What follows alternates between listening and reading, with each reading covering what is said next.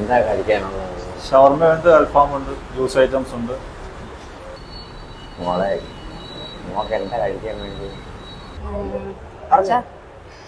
അച്ഛൻ പറഞ്ഞല്ലോ ഞാൻ ഏറ്റവും കൂടുതൽ മാർക്ക് വാങ്ങിച്ചതേ. അപ്പൊ എനിക്കൊരു അൽഫാം വാങ്ങിച്ചത്. മോനെ ഒരു അൽഫാമിലേക്ക് എത്ര രൂപയാണ്? ഫുൾ അൽഫാം ആകുമ്പോൾ 400 രൂപയാവും, ഹാഫ് ആകുമ്പോൾ 200 രൂപയാവും. ഹാഫ് ആകുമ്പോൾ 2 പേർക്ക് കഴിക്കാം, ഫുള്ള് 4 പേർക്ക് കഴിക്കാം.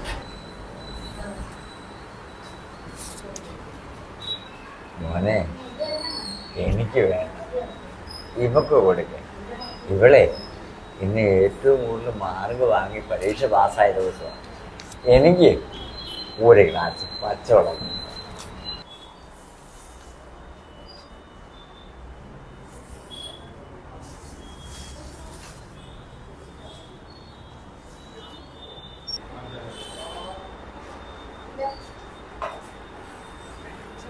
ചേട്ടാ മോളെ ചേട്ടാ ആ അച്ഛനോട് ഒരു അൽഫാം കൊടുത്തേക്ക്, പിന്നെ ഒരു ഫുൾ അൽഫാം പാർസൽ എടുത്തേക്കും. അതിൻ്റെ പൈസ ഞാൻ പേ ചെയ്തോളാം കേട്ടോ.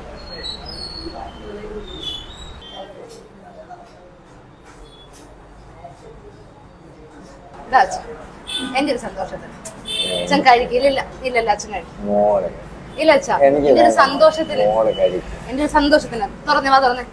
ഇതാ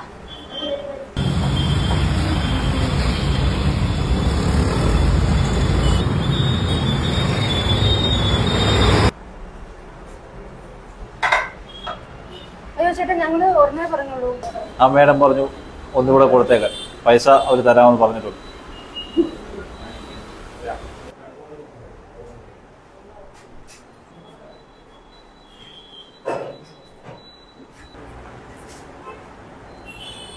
ശരി.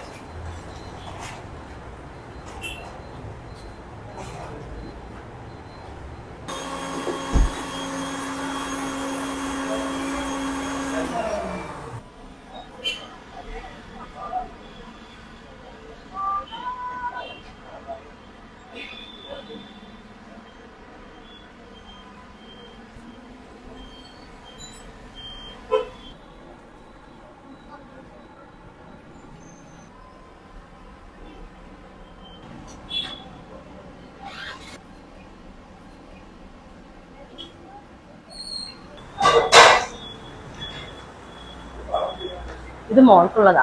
അയ്യോ ചേച്ചി, ഇതൊന്നും വേണ്ടായിരുന്നു. അത് കുഴപ്പമില്ല, ഇത് എന്റെ ഒരു സന്തോഷത്തിന്. അച്ഛൻ പറയുന്നത് ഞാൻ കേട്ടു, നല്ല റാങ്കൊക്കെ വാങ്ങി പാസ്സായ കുട്ടിയല്ലേ, കുഴപ്പമില്ല. ഇത് എന്റെ വക ഒരു ട്രീറ്റ് ആയിക്കോട്ടെ. ശരി ആന്റി, ഒത്തിരി താങ്ക്സ്. ശരി, അപ്പം എവിടെയൊക്കെ വെച്ച് കാണാം. ഓക്കെ.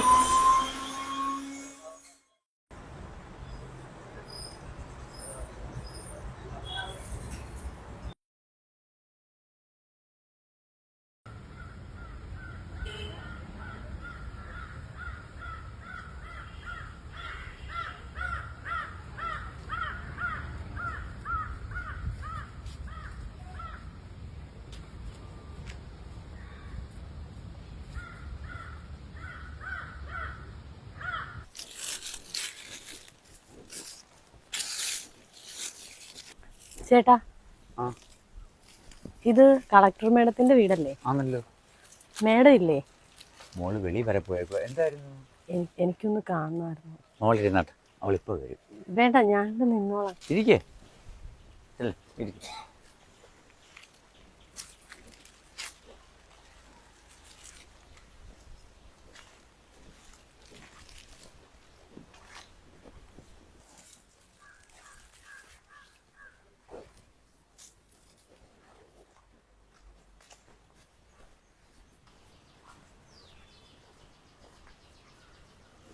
മോള് കയറിയിരിക്കേ.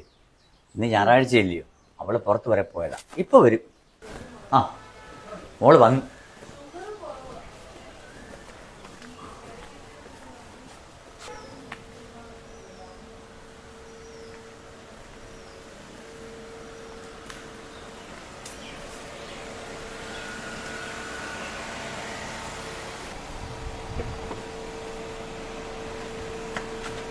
മോളെ മോളെ കാണാനേ ഒരു പെങ്കൊച്ച് വന്നിട്ടുണ്ട്. കുറച്ച് ദൂരെ നിന്നാണ് ആ പറഞ്ഞത്.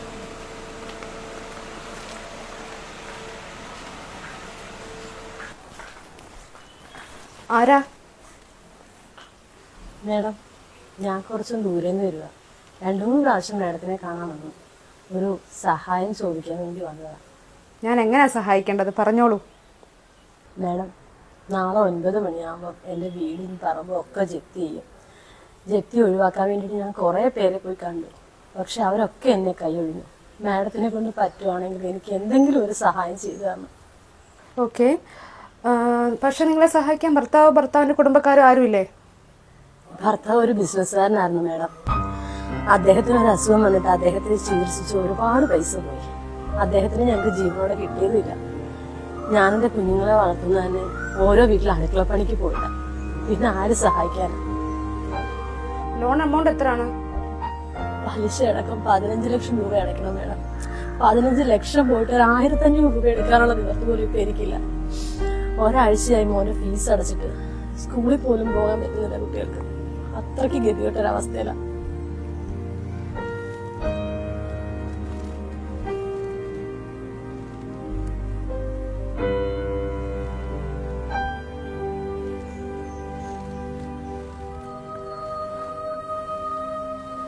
ബാങ്ക് മാനേജറുടെ നമ്പർ ഉണ്ടോ കയ്യില്?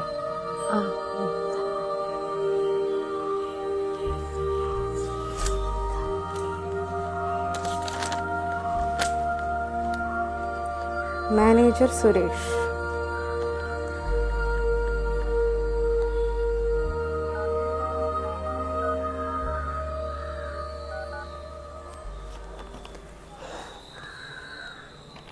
ഹലോ, മാനേജർ സുരേഷ് ആണോ?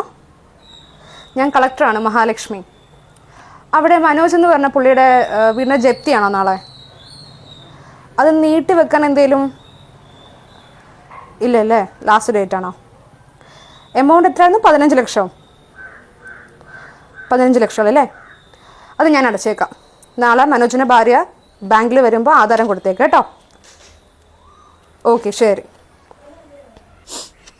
മാഡം ഇപ്പൊ എനിക്ക് ദൈവത്തെ പോലെയാ. ദൈവത്തിന്റെ രൂപത്തിലാണ് എന്റെ മുന്നിൽ വന്ന് നിൽക്കുന്നത്. ഈ ഉപകാരം ഞാൻ ഒരിക്കലും മറക്കില്ല.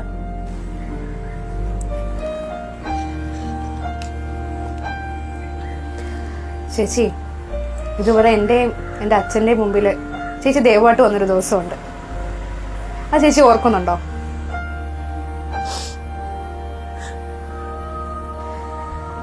എനിക്ക് ഫസ്റ്റ് റാങ്ക് കിട്ടിയ ദിവസം ഞാനും എൻ്റെ അച്ഛനും കൂടെ ഒരു കടയിൽ കയറി. അന്ന് എനിക്ക് ഇഷ്ടപ്പെട്ട ഫുഡ് വാങ്ങിച്ചു തരാൻ എൻ്റെ അച്ഛൻ്റെ കാശുണ്ടായിരുന്നില്ല. അന്ന് എൻ്റെ അച്ഛൻ്റെ സിറ്റുവേഷൻ മനസ്സിലാക്കി തൊട്ടപ്പുറത്തുനിന്ന് ചേച്ചിയും ചേട്ടനും എനിക്കും എൻ്റെ അച്ഛനും ഫുഡ് വാങ്ങി തന്നു.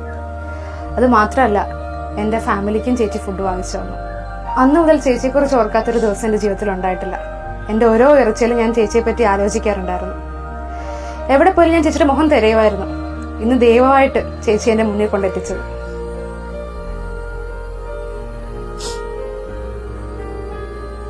അന്ന് എൻ്റെ കുടുംബത്തിനെ വിശപ്പടക്കാൻ നന്ദിയായിട്ട് കൂട്ടിയാൽ മതി 15 ലക്ഷം രൂപ. പിന്നെ കുട്ടികളുടെ പഠിത്തമല്ലേ, അത് ഞാൻ നോക്കിക്കോളാം. ചേച്ചിയുടെ എൻ്റെ നമ്പറില്ലേ, എന്ത് ബുദ്ധിമുട്ടുണ്ടെങ്കിലും എന്നെ വിളിച്ചാൽ മതി കേട്ടോ. ഇപ്പൊ സമാധാനത്തെ പോയിച്ചോ, വിഷമിക്കണത്, സമാധാനത്തെ പോയിച്ചോ.